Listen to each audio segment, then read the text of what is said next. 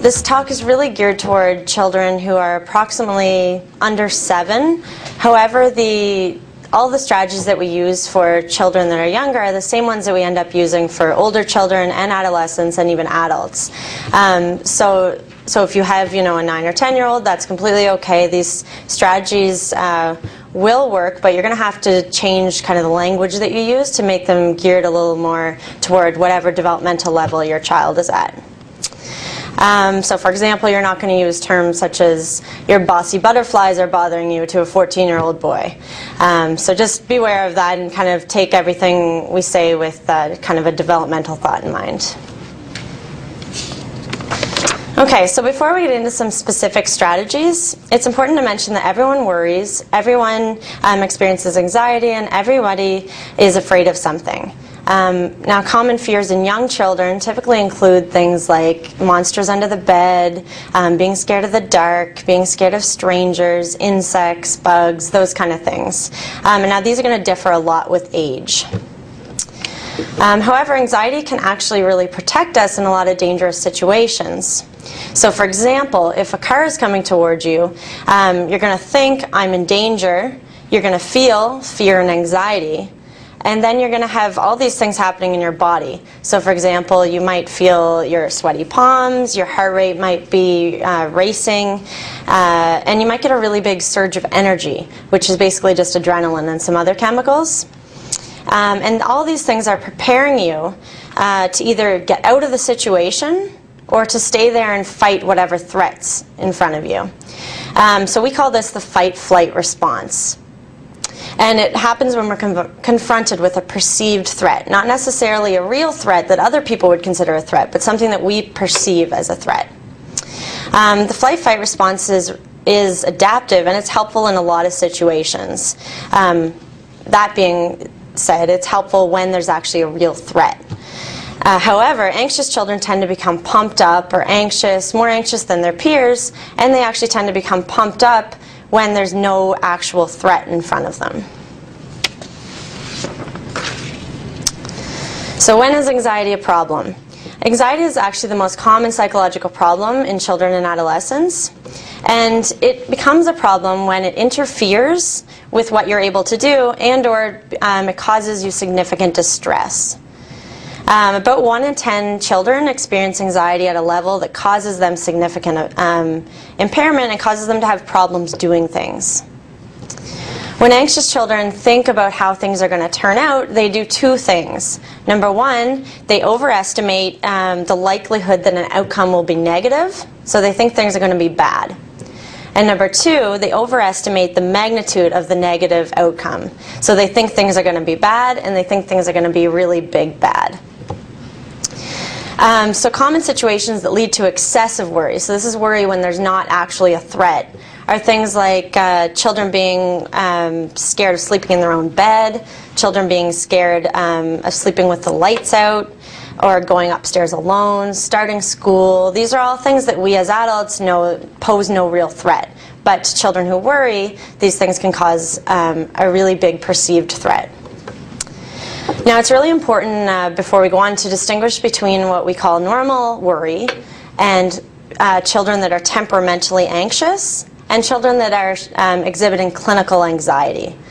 Now the big difference has to do with degree or severity. And when seeing people, for example, at the treatment of anxiety group, we look for 2 things to decide if someone is actually having a problem with anxiety. And number 1, we look at their level of distress. So maybe they're actually doing whatever they're scared of, but they're really suffering through it, or they're really exhibiting a lot of distress. And number 2, we look at whether it's actually leading to functional impairment in these children. So is the fear actually getting in the way of them doing things? So those are the 2 main things. Is it causing them distress, and is it leading to functional impairment? So an example of variations in degree would be being a little nervous before T-ball tryouts. That's normal anxiety. Versus if you had a child that was temperamentally anxious, maybe they would be worrying for a couple days before and might have trouble sleeping the night before, and then they end up going to the T-ball tryouts, and it's not as bad as they thought it would be. versus a child who, can't sleep for days before, is very worried, sick to their stomach, and actually is physically unable, will not go to the tryouts. That might be an example of behavior from a child who's experiencing clinical anxiety. Another example with variations in degree could be it's completely normal to have a nightlight on for children when they're young at night while they're sleeping. But some children might need, for example, the nightlight, they might need a lamp on their bedside table, they might need the overhead light on, and they might need the hall light on. So that would be a bit excessive, and it's causing them a little bit of, I imagine, distress and some problems doing what they want to be doing. Okay, so why is this session for parents when your child is the one who worries? Well, basically, the most important thing is because you're your child's coach. And very young children are not yet able to learn things in a class-based setting and then go out and be able to practice these on their own. Therefore, you need to be teaching them, modeling for them, and reminding them to use their skills as situations present. And that's the really important thing, is that you have the advantage of being able to catch them in the natural environment. When a situation comes up that makes them worried, you're able to then scoop in and use some of the strategies that we'll talk about today. In addition, we'll spend some time talking about some specific parenting strategies that you can use to help your young child who worries. And as you'll see, I'm going to spend a whole lot of time talking about the importance of facing your fear. Now, this is the key component of treating worry and anxiety, and we call it exposure. And of all the strategies I'll review today, this is the one component that is absolutely necessary in overcoming fears. You have to face the situation you're scared of in order to get over your fear. Now, that being said, there's a lot of tips, strategies, and skills that you can use to help you get to a point or calm down enough so that you're then able to go out and face your fear. So we'll be talking about both of those as well. Okay, so we'll spend a little bit of time, just a small part at the beginning, talking about some unhelpful strategies of dealing with your child who's worrying. And then we'll spend the bulk of today's talk talking about some specific strategies that you can use to actually help your child who's facing worry or anxiety. Okay, so one very unhelpful strategy is providing children who worry with excessive reassurance. Now, that being said, reassurance is a completely natural parental response. We all know that if we see a child in distress, the first thing you want to do is try to comfort them, try to reassure them, and that's what good parents do. It's almost an instinct we want to do if we see a child in distress.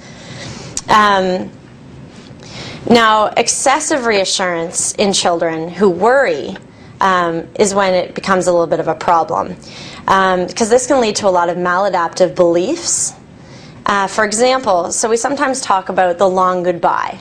So this is when, for example, if your child's about to start school and you're dropping them off, maybe it's the first week of school, and you give them, you say, don't worry, it's going to be okay, and you're rubbing their back, and then you give them 14 last hugs, and you give them 16 last kisses, and you rub their back a little more, and then you say, oh, one more hug.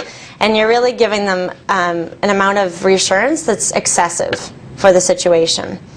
In addition, it would also be unhelpful to continuously and repeatedly answer the same questions. So oftentimes when you have a child who worries, they're going to ask you the same thing over and over and over again. So you say, Mommy, what time are you going to be home? So are you coming home right after you are done? What time do you think it'll be? All those kind of things. And if you continuously answer those questions, it's going to lead them to have some maladaptive or unhelpful beliefs.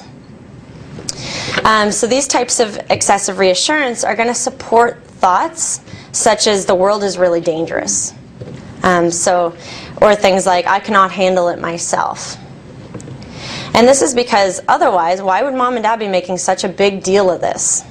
If it wasn't, if this wasn't a really, really scary thing, why is Mom giving me 14 last hugs and 14 last kisses? Like, she must think this is a really bad, really scary thing as well. So it's really giving support to those ideas that you don't want to be giving support to. Now, some reassurance is important, but anxious children do better when you do two things. So number one, we're going to talk about this a bit later too, but you want to label a behavior as reassurance seeking. So if they're asking you, Mom, what time are you going to be home? I'm really worried. Are you going to be home at this time? You're going to say to them, this is your worry talking. You're labeling, you're telling them that what they're doing. You're labeling it as reassurance seeking. And number two, then you want to help them figure out ways to calm down. So we'll get into these ways a little bit more later.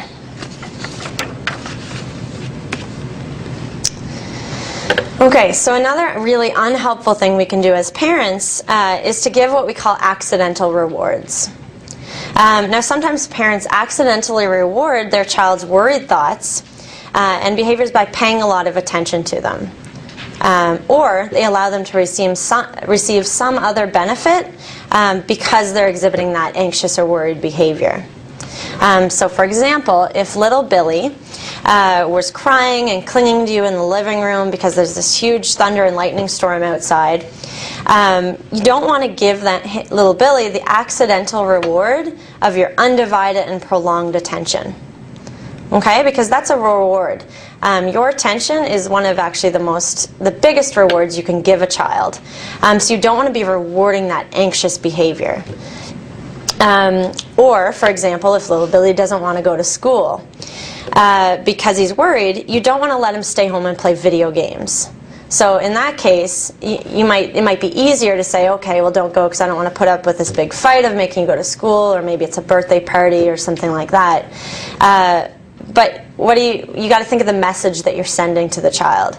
So that child is now thinking, hey, if I'm worried, I get to play video games and not go to school.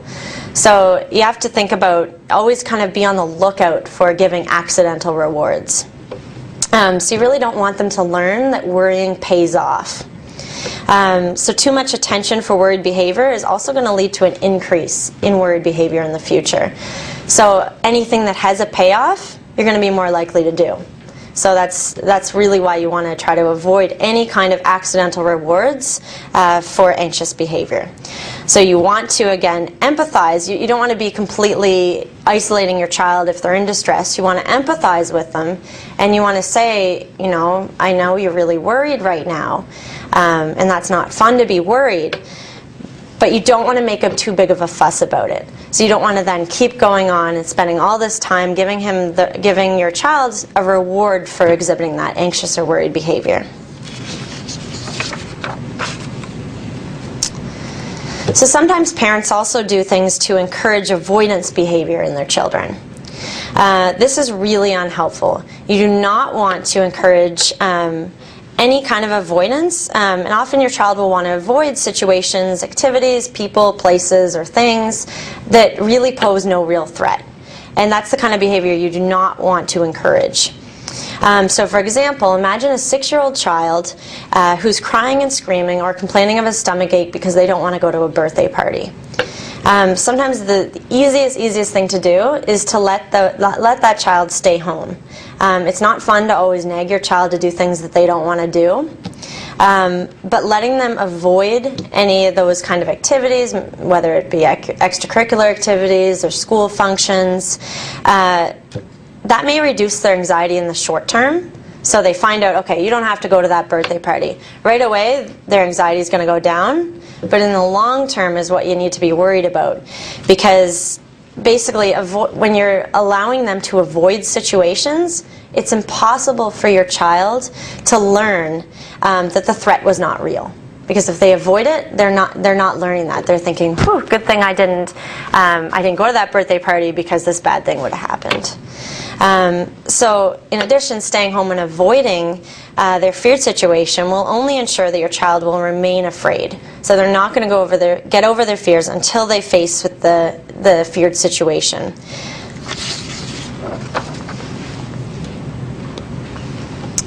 Another strategy that's really not helpful is becoming impatient with your child when they're scared or worried.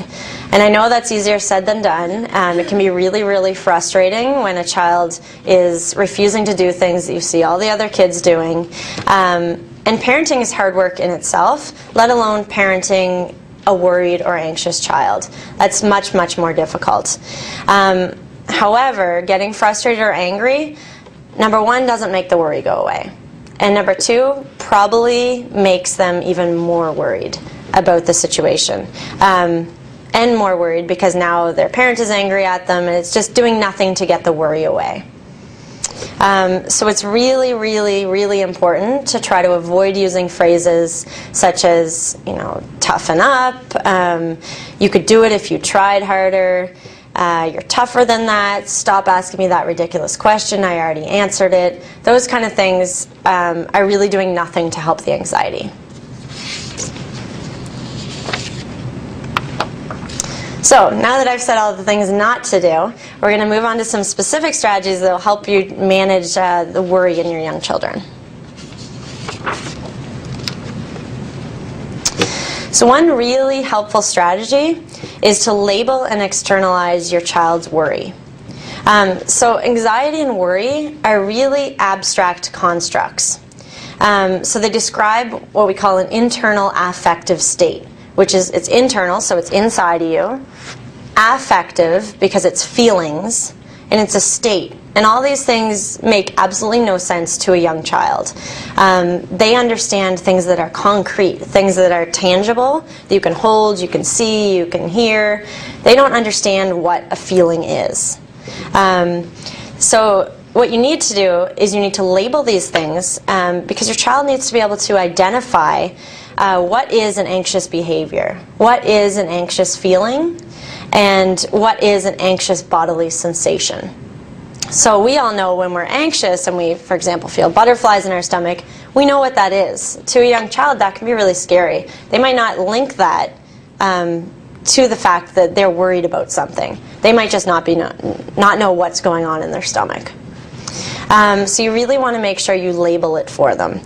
Labeling the worry makes the worry something separate from your child.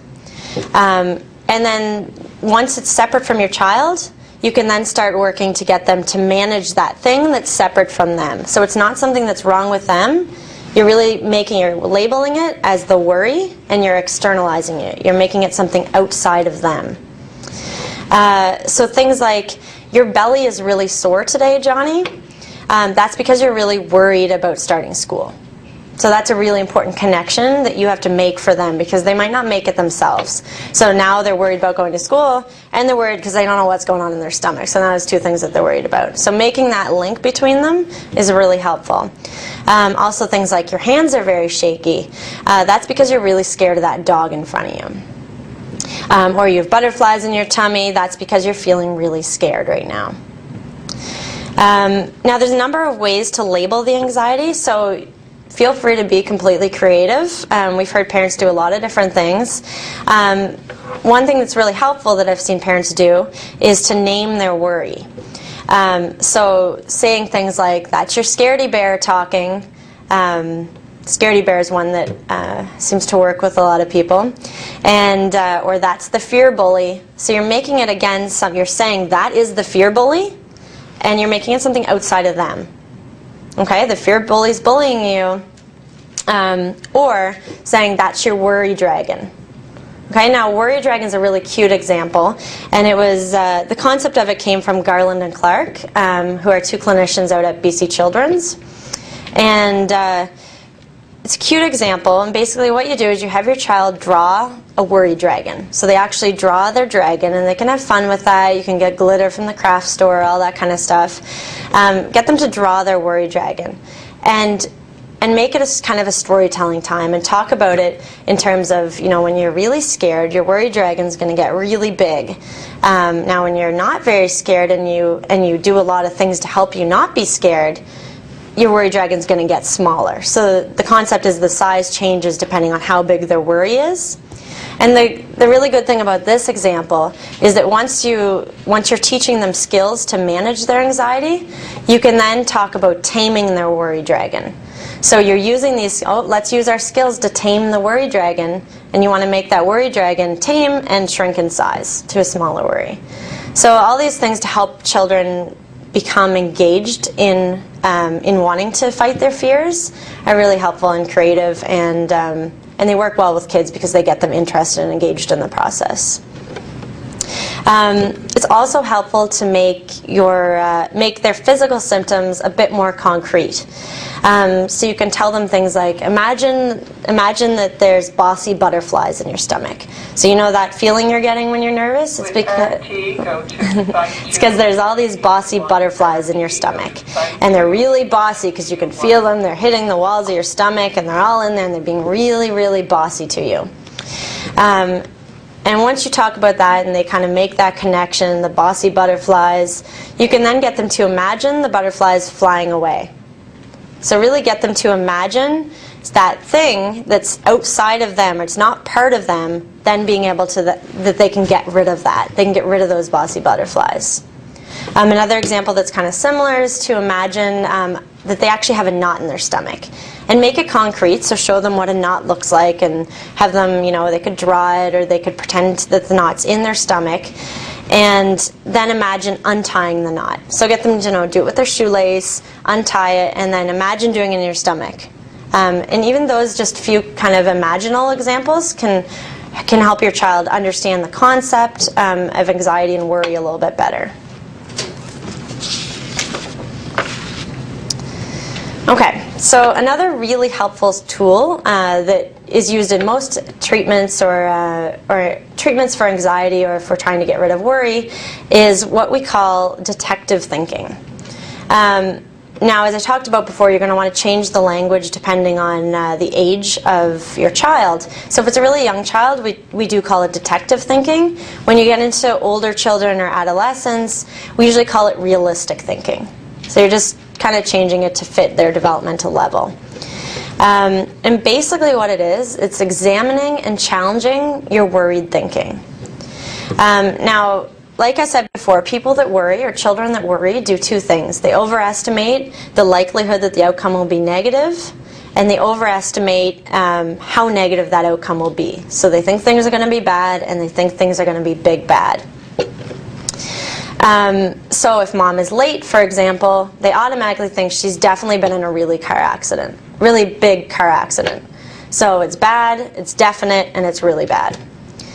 Now, to help them master their worries, children really, really need to learn to think differently. And not just differently, but more realistically. Now, young children, if they're really young, are going to have a lot more trouble with this. So that's important to know that you're not expecting them, to be able to completely challenge their thoughts at a really young age. You're going to have to feel out where they are on that spectrum of being able to do this. But I'll go through the process, and as they grow into it, you're able to then teach them these skills, or simply just model them so they can see you doing it if they're not able to do it. So basically, you'll need to coach your child to practice the skill with them. It's important that you teach your child to think about things realistically, though, and not necessarily positively. And that's a really important distinction. I'm going to give you an example about that in a bit. So you don't want to automatically, so if their worried thought is, everybody's going to laugh at me, you don't want to automatically counter it with the most positive alternate explanation. So you don't want to say everybody's going to love it and they're all going to give you high fives, because that's not probably realistic. You want to make sure they're thinking about things realistically and not just positively. And when you catch them worrying about something, help them identify their worried thought. Now that's a big thing in itself, and it's hard even as adults to kind of come up with what is that actual worried thought that they're having, because sometimes it's hard to pinpoint it. But usually, if you ask enough questions, you can pinpoint what is that thought that they're having that they're really scared of happening. And then you can help them decide whether it's realistic by looking for evidence and facts about that worried thought. So when you do find that thought, write it down. Make sure you both, what is this worried thought? And it's helping them to be able to identify it too. Because it can be anxiety-provoking just not knowing what is the thought. So helping them to actually pinpoint their thought, and then helping them subsequently look for evidence and facts about that thought.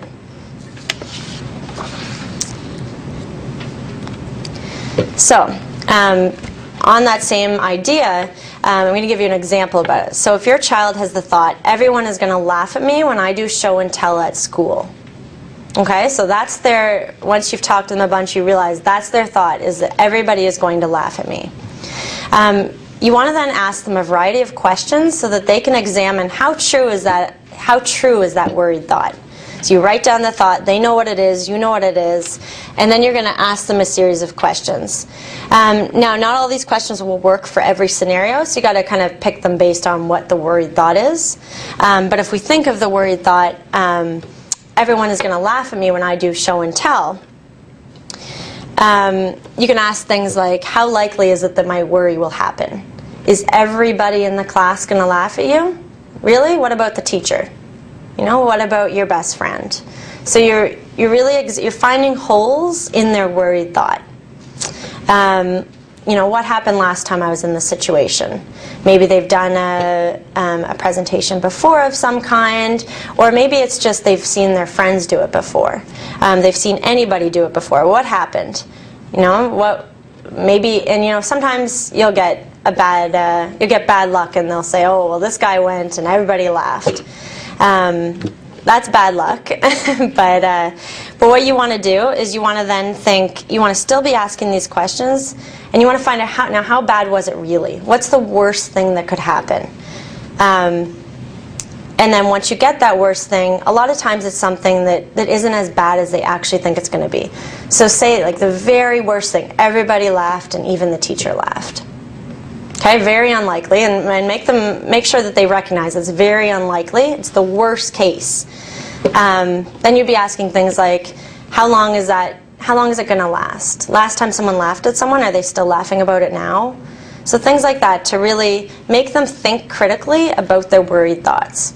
Because to them, when they have a worried thought, that's the truth to them. That's the definite truth. So you want to be trying to work to let them examine and challenge their thoughts and find holes in their worried thinking. So having them generate answers to these types of questions is going to also give them a more balanced perspective and a more realistic way of thinking, which is going to be helpful in a lot of different situations. So just practicing in one situation and then really trying to make that link when you see other situations, and always asking these questions and helping them so that eventually they'll be able to ask the questions themselves. And again, remember, it's not that it's positive, it's realistic. So for example, if your child gets a really bad haircut, you don't want to tell them, you know, everyone at school is going to love it, they're all going to want to go get the same one. Probably not the case if, you know, they cut their bangs right off or something like that. So you want to ask questions like, what's the worst that can happen? Maybe, and you want to be able to find a better thought that they can replace it with, so maybe everyone won't like it. That's realistic. Maybe everyone won't, but it will grow back. Right? What's the worst case scenario? It's, you know, it's not great for now, but it's going to grow back.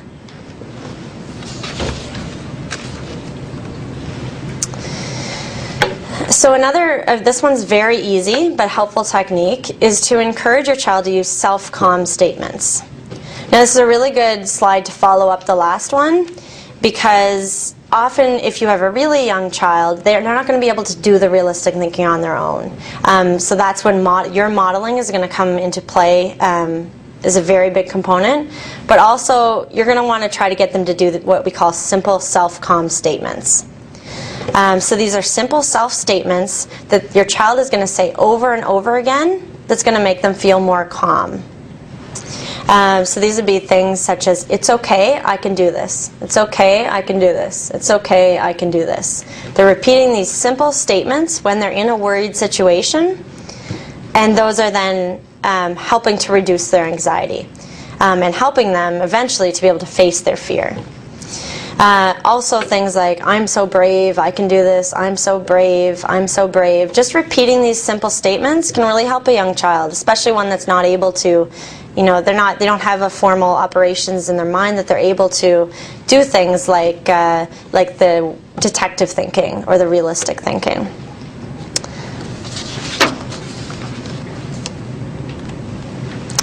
Okay, so modeling, I touched on that a little bit, but it's really important to model your own coping thoughts to your child.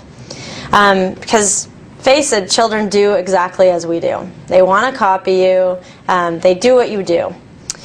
So what you want to do is you want to say aloud some of the thoughts that you use to calm yourself.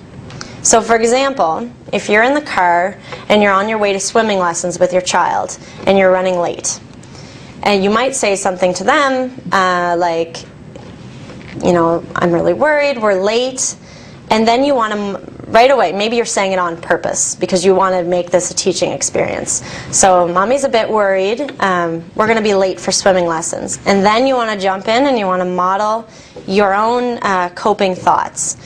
So you want to use detective thinking. So you want to think, hey, well, what's the worst that can happen? What happened last time we were late? Or do you remember last week in swimming class when this person's mom was late?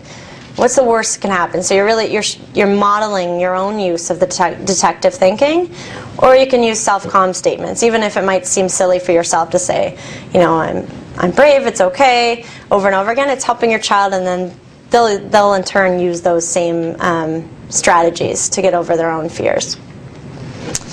Or another example, this is one a lot of people can relate to, myself included. If you get, for example, unexpected company, and you don't have time to clean the house. Okay? What you want to do, instead of being really anxious and running around, you want to model those coping thoughts and detective thinking for your child. So you want to say, you know, what's the worst that can happen? And you're letting them see you use those same strategies that you're teaching them. Really, really important, because they're way more likely to use them themselves. Now, this modeling, like I said, is especially helpful for young children who aren't able to do detective thinking. Also for children who do not or cannot talk about their fears. Sometimes if they have some kind of disability that doesn't allow them to do that, it's really, modeling becomes even more important for those types of children.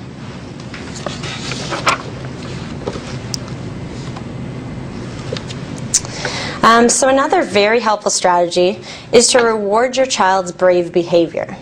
As I mentioned before, fighting fear by facing fear, so what we call exposure, is the key technique in treating children's anxiety, and adults' anxiety for that matter.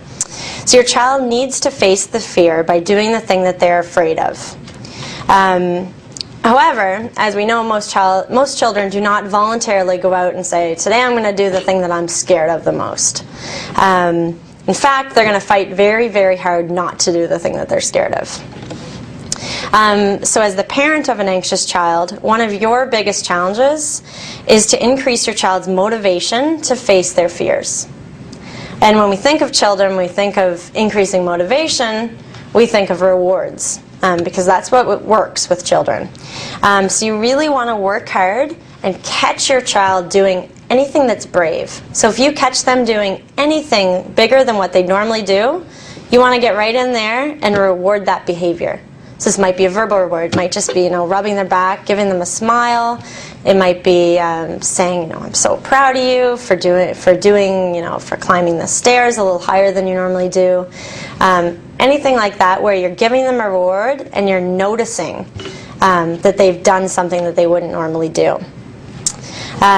In addition, it's really important, again, to label that behavior.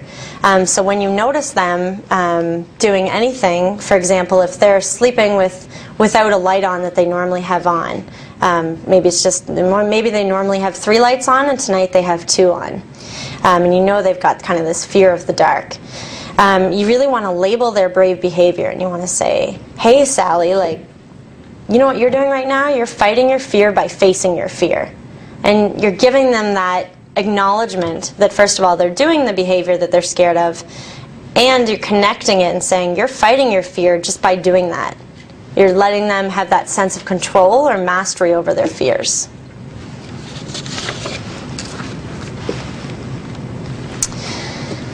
Now, it's really important to make a big deal about it. So even if it's something that, you know, most parents that don't have a child who worries about this kind of thing would never make a big deal about, you want to make a big hoopla about it. You want to, you know, scream, you want to clap, you want to rub them on the back, you want to say, oh, I'm so, so proud of you, and you want to just make a massive deal about it. Now, parental praise is one of the best incentives. So use it when you can, and whenever you catch your child doing something brave. You want to focus on giving the attention, this is really important, to the brave behavior and not to the worried behavior. So if you see them doing something really scared, you're not giving that a lot of attention. If they do something a little braver than they normally do, that's when you give them a whole wealth of attention. So for example, if you see Emily go up the stairs a little further alone than she normally would do, you go in and tell her how proud of her you are for going up the stairs a little further than she did before. You really want to help your child see that they are fighting their fear, and again, that's going to build the self-confidence in them. It's going to make them feel better about themselves as well, which is really important for children who are experiencing anxiety or worry. Now, praise is the most effective when it's very specific. So, for example, you want to say things like, "You did a great job when you went in the swimming pool with the rest of your class today. That was really, really brave." Versus, "Great, nice job." Because again, those children that we were talking about are really concrete thinkers. So they don't necessarily make that connection between the praise that they're getting and the specific behavior that they did to get that praise. So you want to make that connection for them and say, "Great job doing this behavior. That was really brave." So then it's making that connection for them, making it a little more explicit so that they know exactly what behavior they want to do more of because they want to get that praise. Okay, so some of you might be sitting there thinking, well, I'm never going to catch them doing the behavior because they don't do it. Now, when this is the case, if you're not going to catch it because they're a little bit more scared of it, you're going to need to do something to actually make them do it or motivate them to do it. And that's when we introduce what's called planned incentive systems. Now, when you introduce a planned incentive system, this is going to involve letting your child know that if they do this specific behavior, they will get this specific reward. So again, you're really making that connection, and follow through is very, very important. So you're really being upfront, saying, "Mommy really wants you to do this behavior," or "Daddy really wants you to do this behavior, and if you do it, we're gonna give you a reward. Now let's talk together about what kind of rewards you want to get." Now these kind of rewards can be in a lot of different forms. So they can be in the form of privileges. So things like you're able to, if you do this behavior, you can have some extra computer time. You want to be specific, so like 15 minutes of extra computer time. Or maybe you get to stay up 15 minutes later. Or it could be things like if you do this behavior, then you get to pick what we have for dessert tonight. Things like that. It could be activities. Activities are very... Kids want to earn these activity rewards. So you can do things like, if you do this behavior, you and I are going to go out and play catch for an extra. So I'm imagining you already do that. So an extra, half hour on the today or tonight. Other things you could do is say, if you do this behavior, then you and I are going to make some cookies tonight together. Something that's an activity that you can do with them that they value. Also, small treats.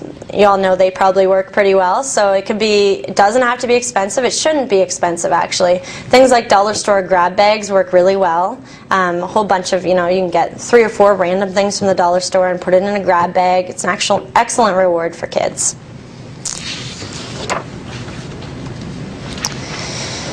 Now, there's a few things that are important when you implement these incentive systems or reward systems. So number one, the behavior to be rewarded, like I said, really important, has to be clearly spelled out. So Sally, if you pat the dog, you get to choose which dessert we have tonight. Versus, if you're brave today, you can choose dessert.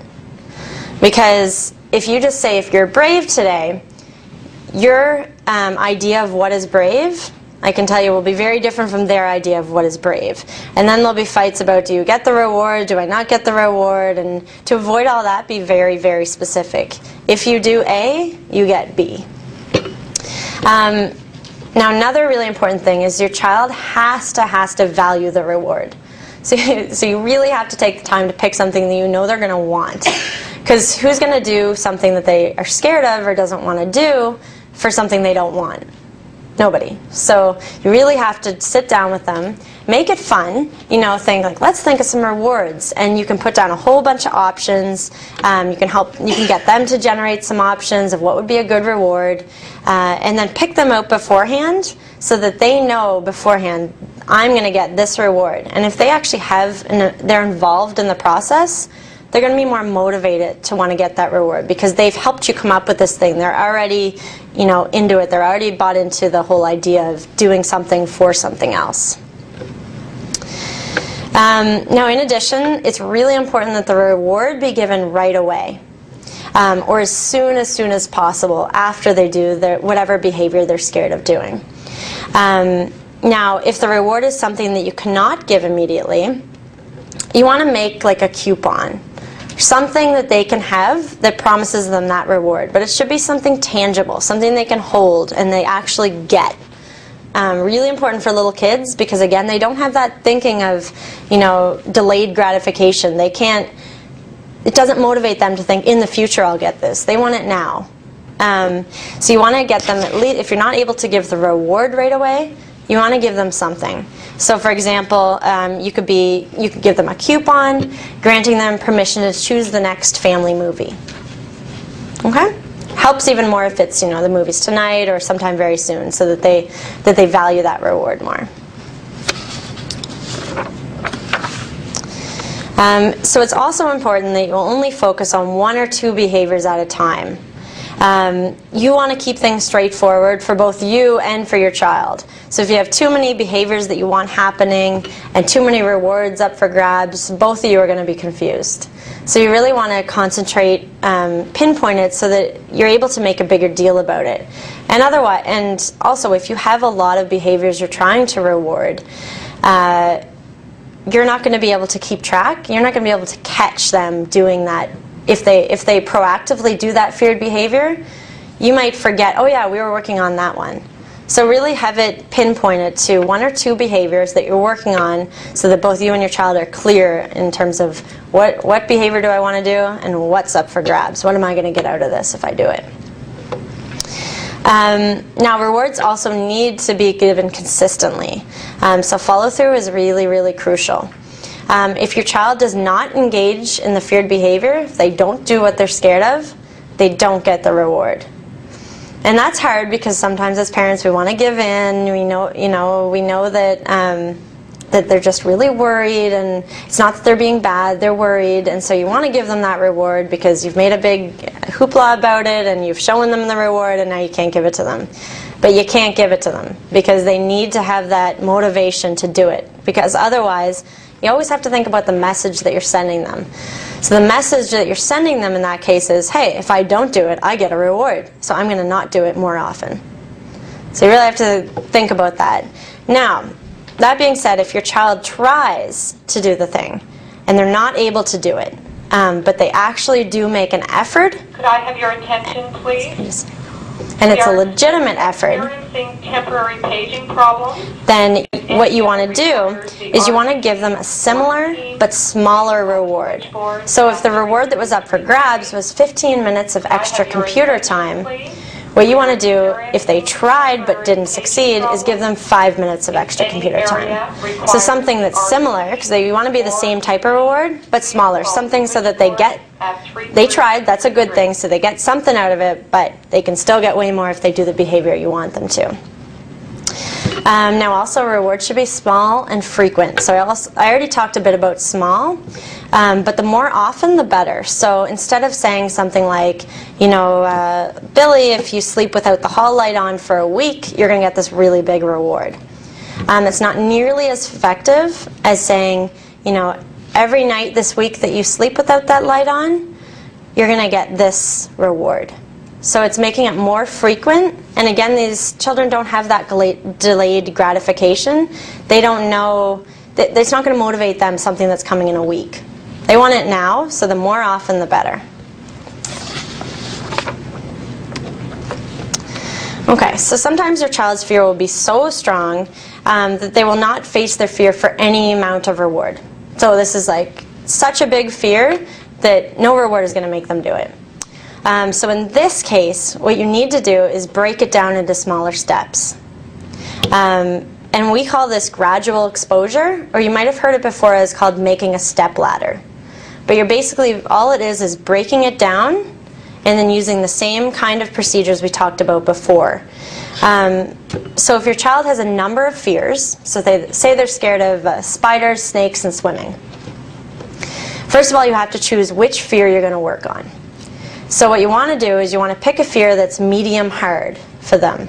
So you don't want to pick one that's like not very hard, because you can get them to do that probably just through the use of a reward. You also don't want to pick something that's so huge that they're never going to get a payoff from it, because it's going to be so long until they actually do it. So you want to pick something that's medium hard. And then you want to, once you decide which one you're going to tackle, and you can do this together collaboratively, you decide, okay, let's pick this fear. And you make a list, make it fun, have them draw it and color and decorate the paper. And once you pick the one you're going to work on, then you're going to work together to break it down into gradual steps. So for example, I'll give you a few examples of this, because it's really important that you kind of have at least some examples to work with. So if your child is afraid of dogs, you might start by having them look, you have to gauge how scared they are. If they're really, really scared, you might start by having them look at a picture. Maybe that's still a little scary for them. So the first step would be having them look at a picture. And what you do is you keep doing that step until they're comfortable with it, and every time they do it, they get a reward. Very important. Once they're comfortable with it, and they know that what's coming next, once they're comfortable, you move on to the next one. And there's a different prize associated with that one.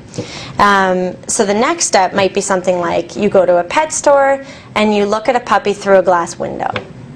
Okay, puppies are less scary than dogs too, so you're thinking about things like that when you're doing it.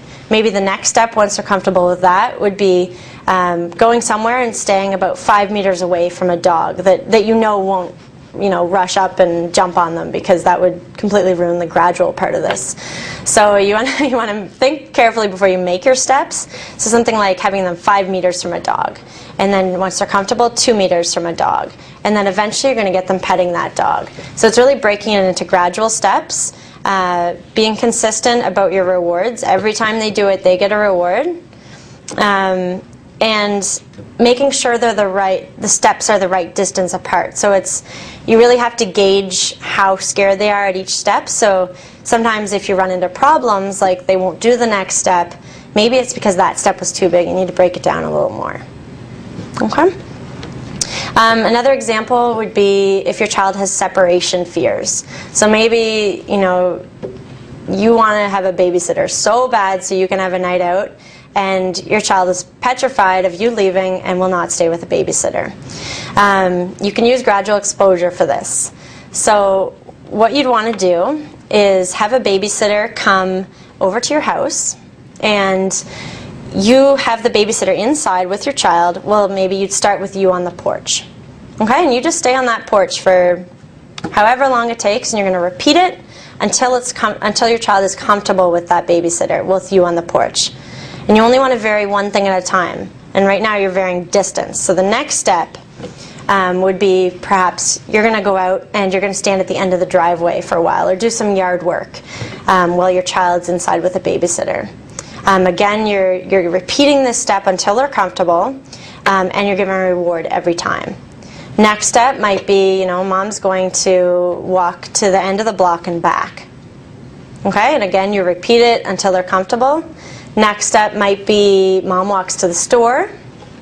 Eventually it might be mom goes for coffee.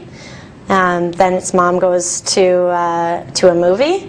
And eventually you're out for a few hours at a time.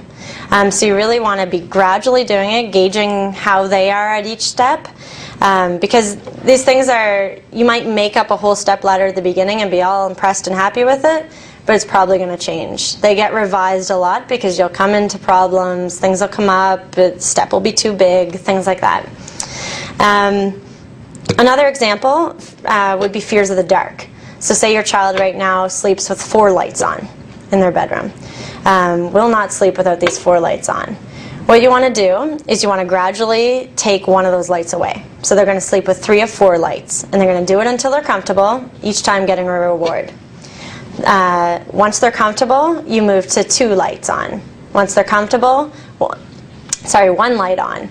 And then finally, you're going to want to reduce the wattage of the remaining bulb. Now you don't need to get them down to 0 light because it's normal for kids to have a night light. Not normal to have a major overlight on. So you want to reduce the wattage until it's kind of 1 single low wattage light in their room, for example. And you do that gradually through those same procedures. Okay, so I've kind of touched on a lot of these, but basically the important points of doing the gradual exposure or the step ladders is that they stay in the feared situation until their anxiety decreases.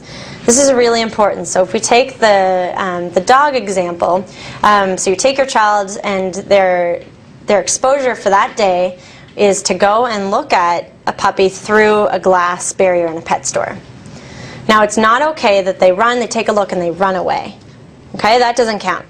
And you have to be really upfront with this at the beginning because kids are gonna argue because they're gonna say, "Whoa, you didn't tell me that wasn't okay. I did what you told me." So you really have to be upfront. The behavior I want you to do is stand there for 5 minutes, something like that. So you really want to be specific, and they have to stay in it. The reason they have to stay in it is because they have to be there long enough to find out that the threat that they think is there is not real. So if they did, take a quick look and then run away, what they tell themselves in their head is, good thing I ran away, because if I had stayed a little longer, that dog would have come out and really hurt me. So you have to think again what you're teaching them. So if they are able to just look and run, they don't learn that there is no real threat. It's important for them to stay at least, they don't have to stay until they're not at all anxious anymore. They just have to stay until at least their anxiety goes down. It has to at least decrease, which will happens regardless. If you're scared of something and you're with it, you're in front of it long enough, your anxiety will always go down. So that's really important that they stay long enough. Repetition is also critical. So they have to keep doing it until they're comfortable with it. And once is not usually enough for that. So it can really depend. They might have to do it, once or twice. They might have to do it 15 times. It really depends on your child. If they have to do it, 50 times, your step was probably a little too big. And that's a learning experience for you. So really beware of that, and make sure that they repeat it though until they're comfortable, and they don't move on to the next step and the next reward until they're able to be comfortable, fairly comfortable in that exposure. Now, also important is that progress is up and down. So your child's going to have a bad day, so they might be motoring through their step ladder, and they're getting closer and closer to that behavior you want them to be able to do. And then all of a sudden one day, they're back like 3 steps and they can't do it at all because it's really, really scary today. That's normal. It's just a bad day. And you want to label it to them as a bad day. Because they might say, oh my gosh, I can't do it anymore. It's all, because that's how people who are worried think. It's kind of all or nothing, and they think, I can't do anything now. So what you want to do is you want to say, this is a bad day, and you want to encourage them to do the best they can on that day. So that might be 4 steps down, but you still want to encourage them to do the best they can, and you want to recognize that they tried. So give them some praise for trying, and remember, if they tried, they still get a bit of a reward, but less than they would have gotten if they had done the full behavior. Now, another important thing is to be aware of what we call distractions or lucky charms. So these are kind of subtle forms of avoidance. So for example, imagine a child who's anxious or worried about talking to peers at a bus stop. They're really socially anxious and really scared of what people are thinking about them, those kind of things. So maybe they go, they're doing their exposure technique, they go and actually stand at the bus stop with their peers, but they've got their hat over their head, they've got a book in front of them, and they've got an iPod on. All right? Now this is fine for a child who doesn't worry about talking to peers. It's normal behavior to have an iPod, a hat, and a book. But the key thing is, if your child's not able to wait at that bus stop without the hat, the book, and the iPod, that's when you have a problem. So what you want to do is maybe the first step is for them to go to the bus stop with the hat, the book, and the iPod, but you want to gradually take those away, just as same as you would do with any other step. And now once they're away and they're comfortable with them being away, let them have them back, because that's normal to have them. It's just the fact that one day if they didn't have their iPod, if they were then unable to go to school, that's when you have a problem. So this is the exact same as, for example, a child who absolutely has to sleep with 20 stuffed animals, or absolutely has to have their lucky coin with them all the time. Okay? So these things are fine. It's fine to carry a lucky coin around. The problem is if you can't function without it. And so again, that's coming back to what we talked about at the beginning with, is it causing functional impairment if you don't have that thing?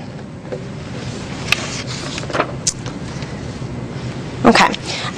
It's also important, again, to stress that rewards are critical for each of these steps. So every time they do a step, they get this reward.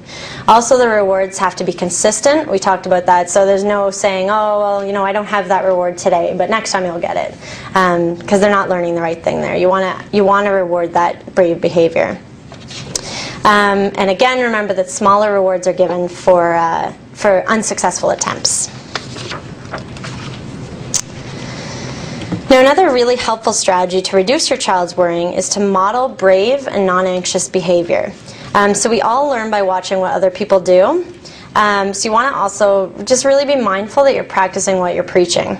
So be a coping model. We talked about this before, but really think about using those self-calm skills. We're going to talk a little bit about relaxation skills. Using those, using your detective or realistic thinking, using your self-calm statements in front of your child and modeling that for them.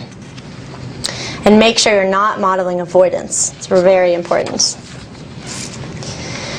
So another helpful strategy is to try to ignore your child when they're engaging in anxious behavior. So for example, if they're having a stomach ache before school and you know it's driven by anxiety and not the flu, you don't want to be giving excessive attention to that. If they're asking repeated questions, you don't want to be giving excessive attention to that. Now, you're not totally ignoring them.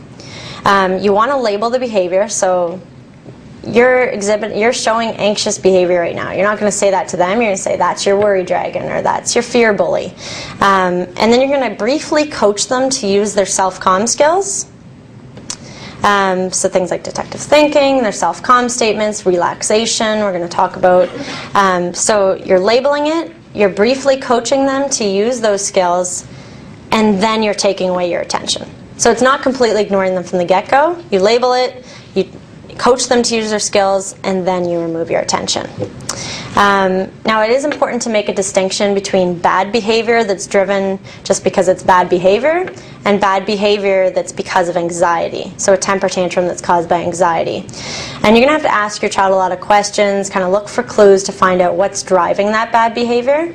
So if your child's having a temper tantrum before school, it's important, if you know that that's just bad behavior and they're being naughty, you want to consequence that. Now, if you know it's driven by anxiety, you don't want to consequence that. Again, you want to label it, coach them to use their skills, and ignore it. Making sure you know the difference between when their bad behavior is caused by anxiety and when it's caused by just being, being bad for being bad. Now, when you do ignore them, so you label it, you coach them, and then you remove your attention, tell them what you're doing so that they're not just, wondering what's going on. You're saying, I don't like it when you scream. I'm ignoring your screaming. Okay? And don't say this while screaming, because you want to be also modeling. So you're ignoring their behavior, not them. And you're being really clear about that. So I don't like it when you scream. I'm ignoring your screaming. It's not you I'm ignoring your screaming. And ignoring works best when paired with praise. So again, very important, if your child's nervous about going to school and they're crying and they're screaming and it's such a big hassle every morning, you're ignoring that behavior if it's driven by anxiety. Now the one time you're not ignoring it is as soon as they take a break from crying, even if it's just like a stop between a sob, right away you're praising them. Wow, you're doing a really good job calming down. Okay, so you're catching them calming down. Even if you know in your head it's not really them calming down, they just got really tired, you're catching that and praising it. Okay, so I'm not going to go into a lot of detail with this. You should have a handout. If you didn't pick one up, they're at the back. But another really helpful technique is relaxation skills. So basically, by teaching skills to help your child relax, you're making it easier for them to then use their self-calm skills, and you're making it easier for them to face their fear. So there's three main types of relaxation. One is called progressive muscle relaxation, one is called guided imagery, and one is called deep breathing. Now you're going to see, if you have your handout, different names for those. We call progressive muscle relaxation learning to relax. That's what we call it for kids because they don't know what progressive muscle relaxation is. All it really is tensing and relaxing all your different muscle groups successively in your body. So you might start with your fists, and you have a protocol there that you can actually just read out to your child. And if you don't have a handout and you're at a remote site, any good book on anxiety is probably going to have, I'm going to give you a couple references, these kind of protocols in them that you can then read. So again, back to the progressive muscle relaxation, it's tensing and relaxing different muscle groups, and you're noticing the difference between the tension and the relaxing. You're getting them to go through and hold it tensed, hold them relaxed through all your muscle groups. Guided imagery, or special place as we call it in the handout, is basically using your imagination to go to a special place where you feel really relaxed. Now a lot of kids really like this, and you can pick something fun, so get them, and don't tell them what place to pick, get them to pick whatever place they want. It can be, I've heard people pick on a beach or at a family cottage. Some kids have chosen things like a magic carpet above the clouds. Anywhere they want that they think they'll feel relaxed. Often it's somewhere warm, just because that usually goes with relaxation. But once they pick it, you can see the protocol, but it's basically getting them to imagine what all 5 senses would be sensing. So what are you feeling in this situation? What are you seeing? And maybe you're feeling the wind on your face on the beach. You're feeling the sand under you. You're getting to imagine in great detail their special place, which will then relax them. Deep breathing techniques are also really helpful. And it's just breathing in a way that helps calm your child down. Now these 3 can be used alone, or maybe your child will like all of them. Usually children kind of have a favorite, and if it works, go with that one. But try them all out, and you want to try them out. You don't want to do one night, the other the next night, the other the next night. You want to kind of learn one, do it for a while, then learn another, and then let them choose once they've learned the 3.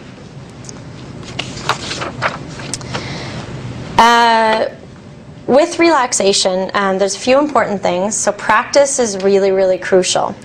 At first, you're going to have to help your child to learn these skills by reading the instructions to them and coaching them along the way.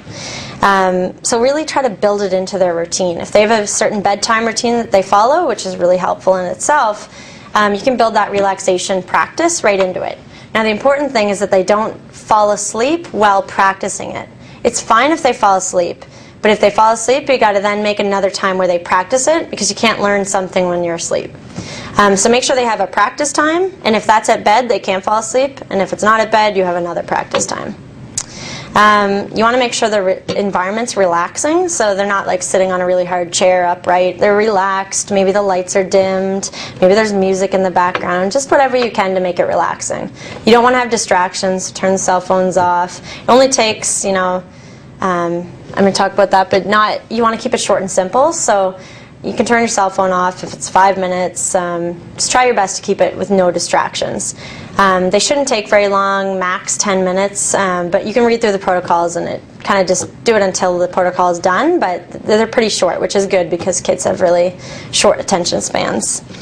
And you also want to model your own use of relaxation skills. So it's important for you to kind of do the steps as you say them, or let them catch you, doing it if you're really stressed, or make it up and have them accidentally catch you doing it. Those kind of things are really important. Now we just have a couple final things to talk about. So exercise, really important for everybody. It's particularly important for children who worry. So basically exercise has tons of benefits, as you all know. It increases oxygen flow, blood flow, it leads to the release of endorphins, which then contribute to relaxation. So really helpful for people who worry. A more relaxed child is able to use healthy coping skills in times of stress. So when they're stressed out, if they've exercised and they're slightly more relaxed, maybe they'll be able to face that fear that they couldn't have another day. So you want to really build exercise into your child's lifestyle.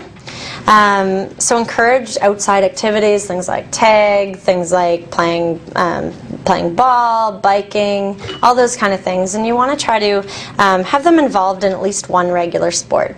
It's a good rule of thumb to have them involved in one kind of sport and one kind of more social activity, arts and crafts, that kind of thing. And you all know you want to limit the amount of screen time they get. So that's computer time and that's television time. So the Canadian Pediatric Society actually recommends a maximum of 2 hours of screen time a day. That's screen time, so TV and computer. And that's a maximum, so if you can do less, that would be great. And you want to engage in physical activities as a family. Sometimes having hiking, biking, those are good activities, or having a family fitness goal can also be really helpful. Regulating your child's diet is also really important. Reducing caffeine intake, really start reading labels. Pops, things like hot chocolate before bed has caffeine in it. Anything chocolate, anything with pop, even some headache remedies. Just make sure you make sure you look for those kind of things. And if your child worries, try to avoid them altogether. Especially avoid them anytime after, say, 2 or 4 p.m. Not anywhere near bedtime for sure. And you want to really encourage good sleep habits. So this is things like having a regular bedtime and a regular wake-up time, consistent routines. And when I say bedrooms are for sleeping, I'm really meaning, they're not for TV, they're not for video games, those kind of things. Really try to avoid having them in the bedroom. You want to reduce the noise and light and make the bedroom somewhere for sleeping for your child.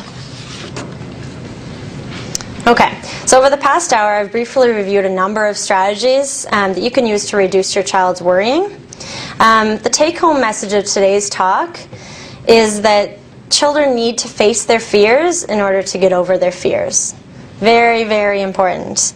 It's the most important component of reducing worrying in children. So to get your child to face their fears, you should try to prevent avoidance, ignore anxious behavior, reward brave behavior, and use both planned incentive systems and gradual exposure. Now there's a whole bunch of other strategies that we also talked about, and these are kind of buffers, or they'll help your child get to a point where they're able to face their fears. So things like labeling and externalizing anxiety, helpful. Really encouraging your child to use their detective thinking, self-calm skills, and relaxation skills. Paying attention to your own parental modeling. What message are you sending them? What do they see you doing? And finally, encouraging your child to engage in regular exercise, healthy diet, and good sleep habits. Now, before we open the floor for questions, I'd just like to provide you with a couple references that are really good. So here's a couple books that are particularly helpful. So I've had to go through the skills pretty quickly today. So if you want a more detailed step-by-step guide on the skills we discussed today, these two books here are excellent choices. And they're easily available. Things like Amazon or Chapters should have them. So one is Keys to Parenting Your Anxious Child, and that's by Katerina Manassis. And Helping Your Anxious Child, a step-by-step guide for parents. This is by Ronald Rappy and colleagues. And both of these are very, very good choices. Because there's a lot of junk out there too, so you really gotta, you have to know which resources are good ones, and these are good ones. And like books, there's a lot of junk on the internet, so here's some reputable websites with some evidence-based, factual information about children who worry and children who have anxiety.